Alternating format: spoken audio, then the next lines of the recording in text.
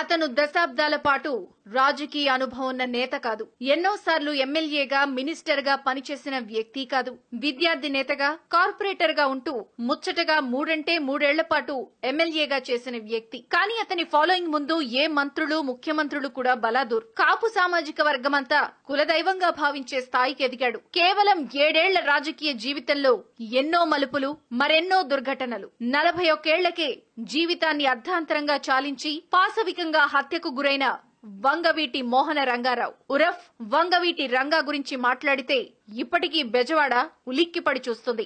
వంగవీటి రంగా కుటుంబానిది కృష్ణా జిల్లాలోని కాటూరు దగ్గర ఉయ్యూరు. అతి సామాన్య రైతు కుటుంబంలో జూలై 4, 1947లో ఆయన జన్మించారు. రంగాకు 4 అన్నలు కోటేశ్వరరావు, నారాయణరావు, శోభనా చలపతిరావు, రాధాకృష్ణ ఉన్నారు. హౌరా టు చెన్నై, ఢిల్లీ టు చెన్నై మధ్య ఉన్న కృష్ణా జిల్లా ట్రాన్స్పోర్ట్ రంగంలో అప్పటికే కీలకమైన స్థావరంగా మారి వ్యాపారపరంగా నిలదొక్కుంటోంది. అదే సమయంలో వందేమాతర ఉద్యమంలోనూ బెజవాడ కీలక పాత్ర పోషించింది. కాంగ్రెస్ పార్టీతో పాటు కమ్యూనిస్టుల కంచుకోటగా కూడా కృష్ణా జిల్లా రాజకీయాలు మారాయి. ఇదే సమయంలో రవాణా రంగం వేగంగా విస్తరిస్తున్న వేళ ఉపాధి కోసం 1970లో వంగవీటి కుటుంబం విజయవాడకు చేరుకుంది. వీళ్లలో పెద్దవాడైన రాధాకృష్ణమూర్తి క్యాబ్ డ్రైవర్ గా పనిచేసుకుంటూ ఉండగా, రంగా మాత్రం కృష్ణలంక ప్రాంతంలో చిన్న సైకిల్ షాప్ తో జీవితాన్ని మొదలుపెట్టాడు.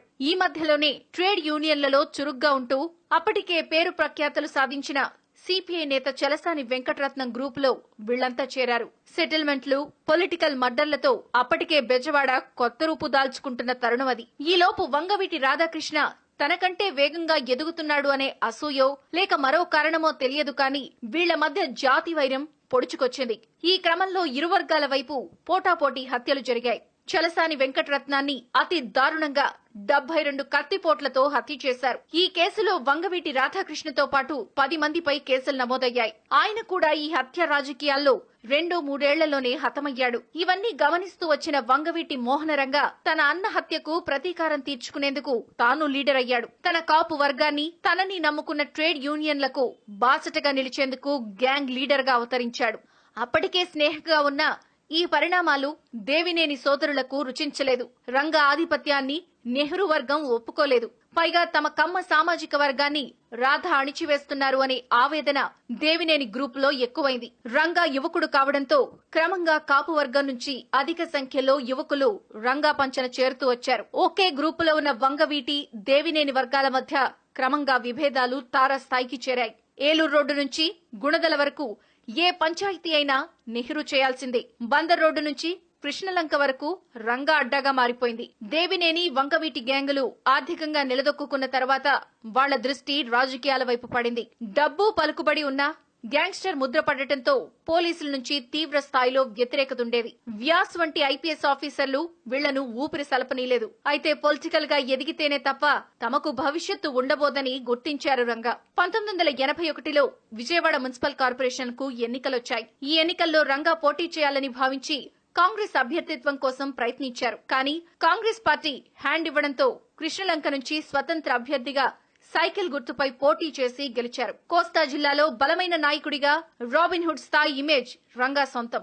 ఏ సమస్యనైనా పరిష్కరిస్తాడనే అభిప్రాయం జనాల్లో కలిగింది. ప్రధానంగా తమ సామాజిక వర్గ బాగోగులు చూసుకునేందుకు ఓ బలమైన నాయకుడు దొరికాడు అంటూ జనాలు సంబరపడ్డారు. కమ్మ కులానికి చెందిన రత్నకుమారిని పెళ్లి చేసుకుని ఆశ్చర్యపరిచిన వాళ్లలో కొంతమంది నుంచి కూడా రంగాకు మద్దతు లభించింది. ఇదే సమయంలో రంగాని గుర్తించిన కాంగ్రెస్ మెల్లిగా అతనికి దగ్గరవుతూ వచ్చింది.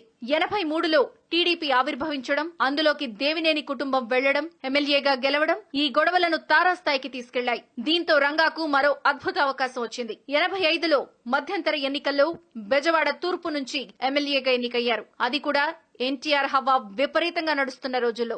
2 ప్రధాన వర్గాలు ఆర్థికంగా, రాజకీయంగా పట్టు సాధించడంతో విజయవాడకు మాత్రమే పరిమితమైన కుల ప్రతీకార రాజకీయాలు పక్క జిల్లాలకే కాకుండా రాష్ట్ర స్థాయికి చేరాయి. ఎన్టీఆర్ హయాంలో ఈ వైషమ్యాలు మరింత పెరిగాయని రాజకీయ పండితులు చెప్తూ ఉంటారు. కాపులను చిన్నచూపు చూస్తున్నారు అనే గొడవ అప్పట్నుంచే తీవ్రమైంది. మాస్ లీడర్ ఫాలోయింగ్ ఉన్న రంగా అప్పటి తెలుగుదేశ ప్రభుత్వ విధానాలను తీవ్ర స్థాయిలో ఎండగట్టడం మొదలుపెట్టారు. తమ సొంత ప్రాంతమైన కృష్ణా జిల్లాలోనే పట్టు కోల్పోతామో ఏమో అనే భయం టీడీపీ వర్గాల్లో నెలకొన్న రోజులవి. అయితే అప్పటికి అవకాశం కోసం ఎదురు చూస్తున్న వ్యతిరేక వర్గం రంగాను ఎలా అయినా మట్టుబెట్టాలని నిర్ణయించుకుంది. అయితే అదంత సులువైన పని కాదు. సాధారణంగా ధర్నాలు, రాస్తారోకోలు చేసేటప్పుడు రంగా గన్మెన్లను పక్కన పెట్టి మరీ జనాల్లో కలిసిపోయేవారు. ప్రైవేట్ సెక్యూరిటీనే రంగా భద్రతను చూసుకునేది. 88 డిసెంబర్ నెలలో రంగా హత్యకు టైం ఫిక్స్ చేసుకుంది వైరి వర్గం. గిరిపురం ప్రాంతంలో పేదలకు పట్టాలిచ్చే వివాదంలో ఆమరణ నిరాహార దీక్షకు దిగారు రంగా. డిసెంబర్ 22, 88న పోలీసుల వాగ్యుద్ధ నేపథ్యంలో దీక్ష తీవ్రమైంది. అప్పటి కాంగ్రెస్ కీలక నేతలు వైఎస్, కేశవరావు, రోసయ్య వంటి వాళ్లు కూడా రంగాకు తమ మద్దతును ప్రకటించేందుకు విజయవాడొచ్చారు. క్రిస్మస్ కావడం, పెద్దగా జనసంచారం లేకపోవడం, డిసెంబర్ నెలలో చీకటి రాత్రులు ఎక్కువగా ఉండడంతో దీన్నే అవకాశంగా భావించారు దుండగులు. అప్పటి ప్రభుత్వం దీక్షకు సెక్యూరిటీని తగ్గించింది అనే ఆరోపణలు కూడా ఉన్నాయి. ఇక 1988 డిసెంబర్ 26వ తేదీన కొంతమంది దుండగులు అయ్యప్ప వేషధారణలో బస్సులో వచ్చి విధ్వంసం సృష్టించారు. తెల్లవారుజామున 3 గంటల సమయంలో బాంబుల మోత మోగిస్తూ దాడి చేశారు. అప్పటికే నీరసంగా ఉన్న రంగా మెల్లిగా లేచి తప్పించుకునే ప్రయత్నం చేశారు. కానీ సుమారు 100 మంది ఒకేసారి చుట్టుముట్టడంతో దాదాపు చావు ఖాయమైందని భావించారు. ప్రతిఘటించినప్పటికీ రాజుకి అండ చూసుకుని రెచ్చిపోయిన కిరాయి గుండాలు రంగాను అత్యంత పాశవికంగా చంపారు.